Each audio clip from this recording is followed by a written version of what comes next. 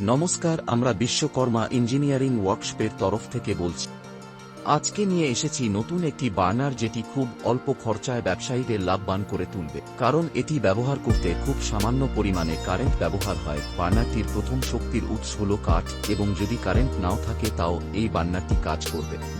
বার্নারটির সাথে চাকা দেওয়া আছে, তাই বার্নারটি এদিক ওদিক করতে কোনো সমস্যা হবে না। বার্নারটি এমন করে তৈরি করা হয়েছে যাতে শক্তি বা জ্বালানি কম খরচা হয় এবং যতটা সম্ভব বেশি পরিমাণে তাপ উৎপাদন করা যায়, যাতে খুব তাড়াতাড়ি কাজ করা সম্ভব।